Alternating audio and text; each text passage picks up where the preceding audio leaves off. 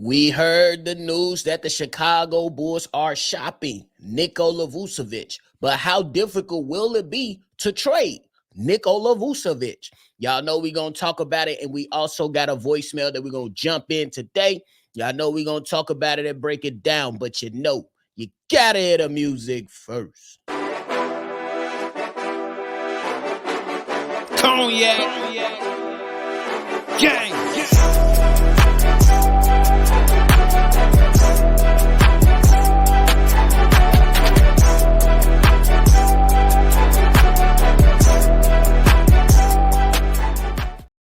Shot Bulls podcast with the Cognac Boys of Cognac Boy Bobby, and I'm holding it down on today's daily episode. If you're tuned in with me today, hit the like button, subscribe to the channel, and hit that notification bell as well. So every time we drop, you'll be one of the first ones to know. Now, it's been reported that the Chicago Bulls are trying to do a lot of different things.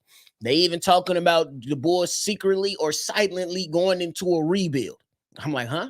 If you could just follow and look at what the Bulls are doing to say that they're really trying to head into that direction. But nonetheless, the guy that has stepped up to the plate and who's right there in front of the pitcher and we gotta sit there and decide his fate is Nikola Vucevic. We know that the Chicago Bulls are currently shopping him. But the question I have to ask, and I'm going to present some of the things that I have on hand to discuss, how difficult will it be to move Nikola Vucevic? I believe this is something that's not going to be able to happen overnight. I honestly think this is a move that might take a little bit of time, and the Chicago Bulls are going to absolutely have to figure out a way or what they are willing to take back, what they're willing to give up in order to select or move Nikola Vucevic. Now, some of the challenges that come up in my mind is first thing first. You trying to trade Nikola Vucevic, what are you going to get in return for him if you're the opposing team? If I'm the opposing team, one challenge is, or if you're the Chicago Bulls, this is a challenge for you as well. The age of Nikola Vucevic, 34 years old, so he ain't getting younger. He almost damn near at the end of the tunnel. That's just what it is, especially when you talk about production-wise and you look at Nikola Vucevic. But that age part is something that a lot of people might be a little bit put off against. And I think that's why it's another layer to it that's going to take time, because I think that while a lot of people realize that Nikola Vucevic is a relatively healthy player, you still got to think about, hey, what if he eventually starts to break down? You know what I mean? So the age right there will be a key factor for teams that are looking to move or make a move for Nikola Vucevic. One of the other challenges that comes to my mind is the potential fit. I believe he fits in just about everywhere. You know what I'm saying? With the offensive game that he has, yes, that his offensive game did take some dips, take some hits in some areas of it, but you still can't get mad, you know what I'm saying, at what the production is. But the potential fit is, do teams want to remain a small, not a small team, but a young team? Or you know what I'm saying, not have such a big guy taking up so much space up on the floor, even though he can space the floor for you. You know what I mean? So those are just some of the challenges that come to my mind. We talk about the age, we talk about the fit, we talk about the production. The production with Nikola Vucevic, we know he's a double-double machine, but it's still going to be challenging because what made a lot of teams look at him in a different light, or at least a lot of people, was his ability to space the floor and hit those three-pointers. Last year, his three-point shooting took a major hit. So that's the challenge. That's a challenge that the Chicago Bulls will have to try to see if they can overcome to move Nikola Vucevic. But guess what? They can lighten the load or sweeten the deal when it comes to trying to trade Nikola Vucevic. You give him to a team, you say, hey, you got 2 years and you only got to pay him $20 million this season coming up and $21 million the following season.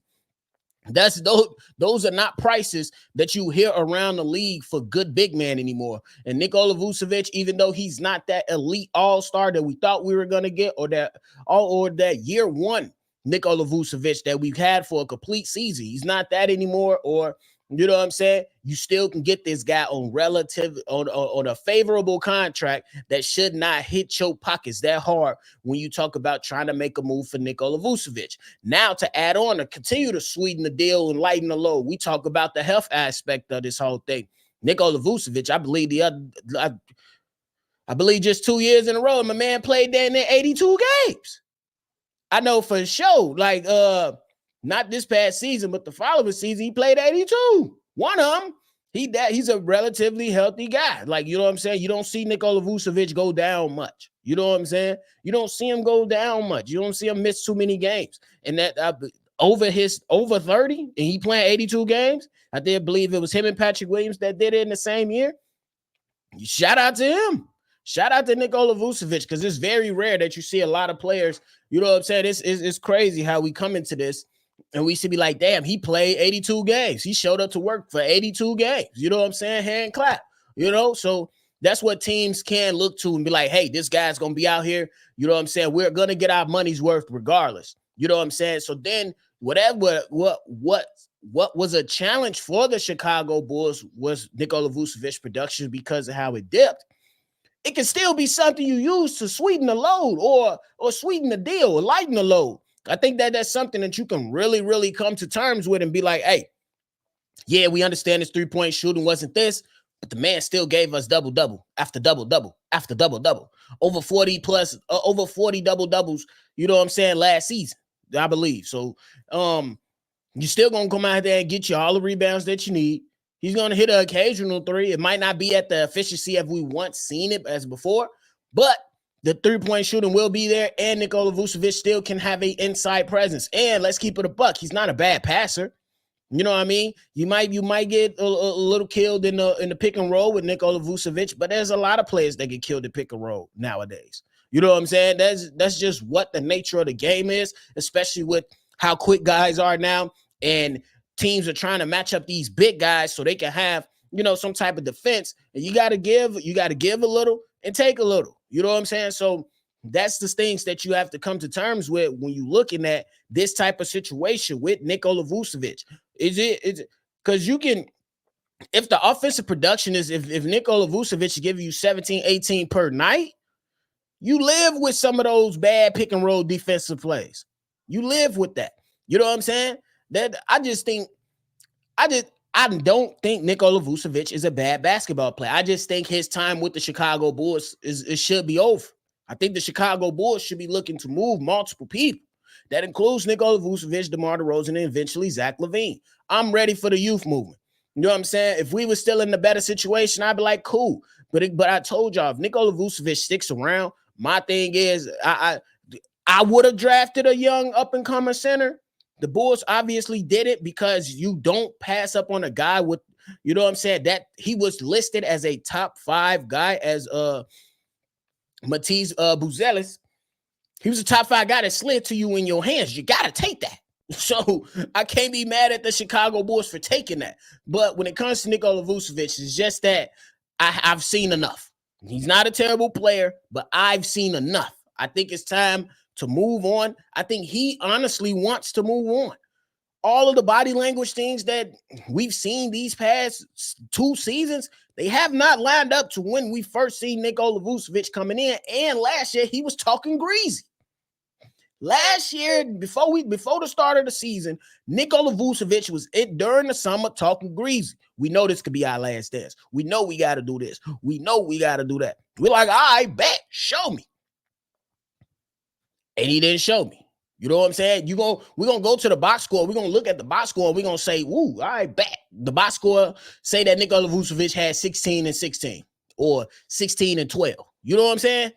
But if you actually watch the game, you be like, bro, like Nikola Vucevic, what was you doing the third and fourth quarters? You picked up most of your production in the first 2 quarters. Can we balance this thing out? I know that hurts the case for trying to move him right now, but y'all don't tell the opposing teams everything we talk about. Let's butter it up.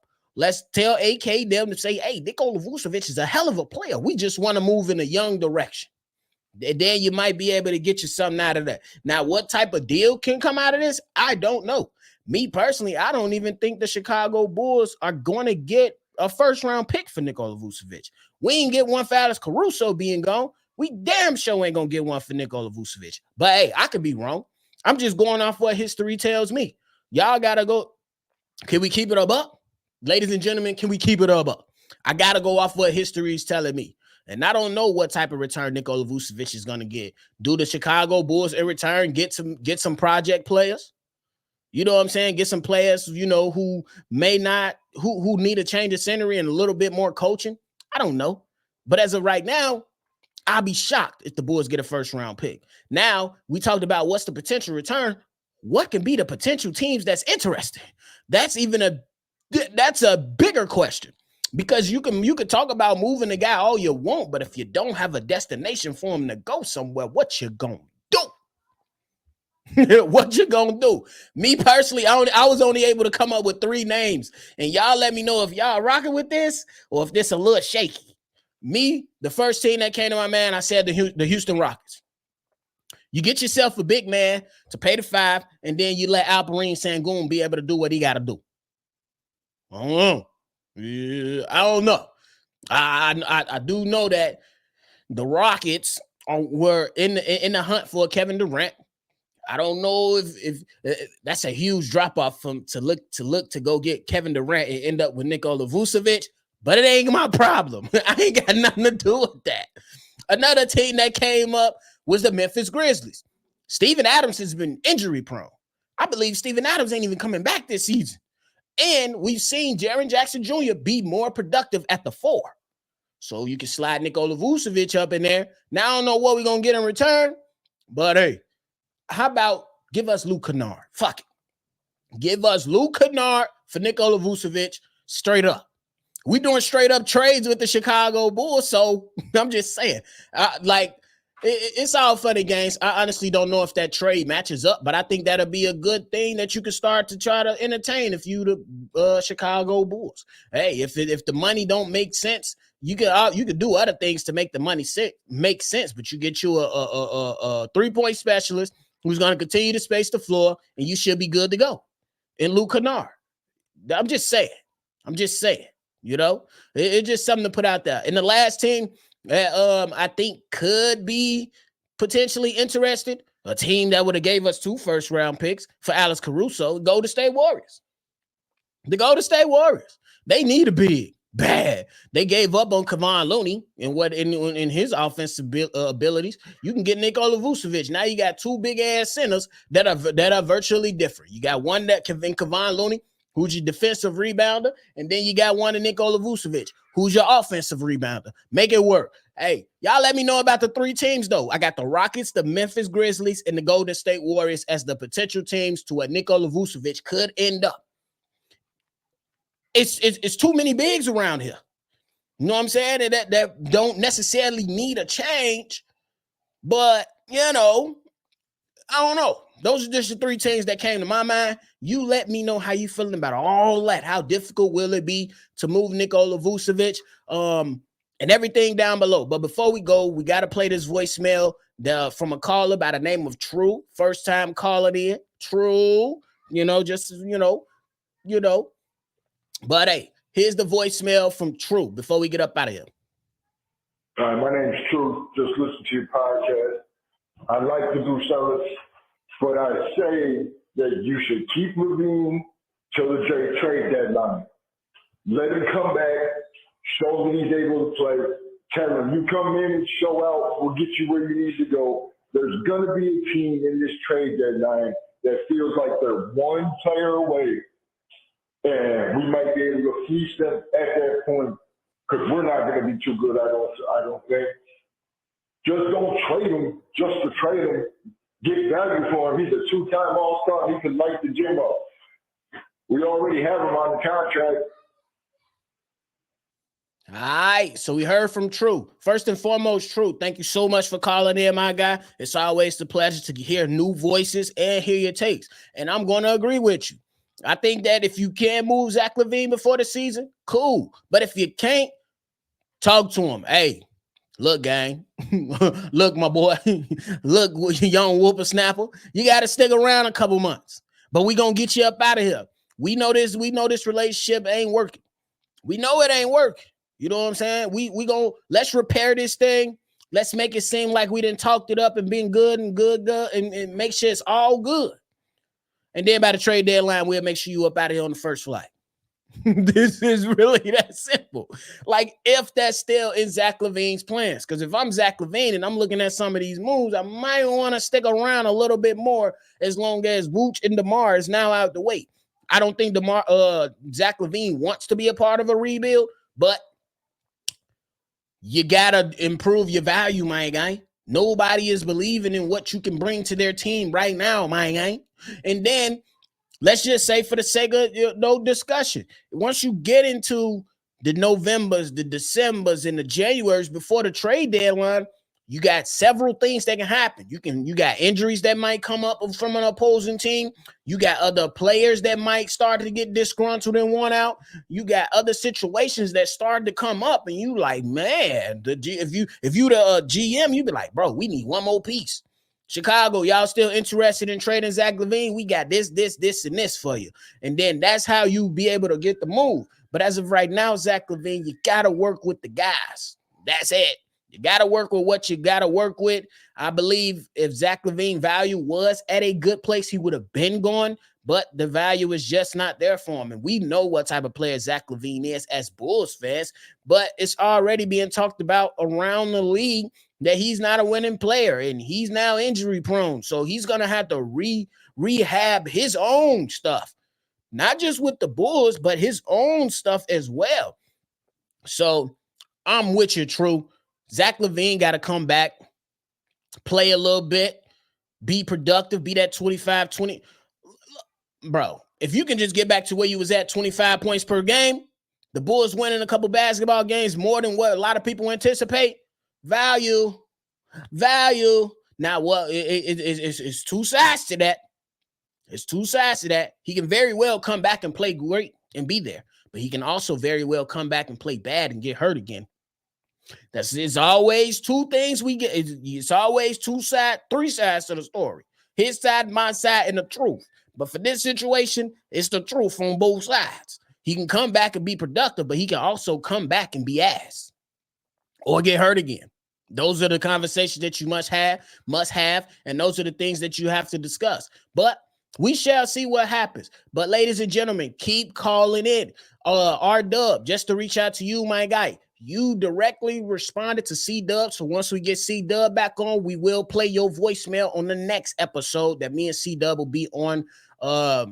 So you're going to get that. And for anybody else that's listening, call in, give your take on what you believe is going on with the Chicago Bulls. Let us know your thoughts so you can be played on the next episode. You know what I'm saying? That number is 773-242-9219.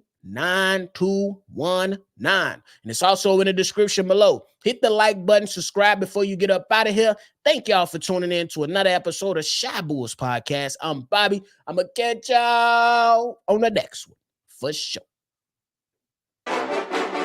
Cognac.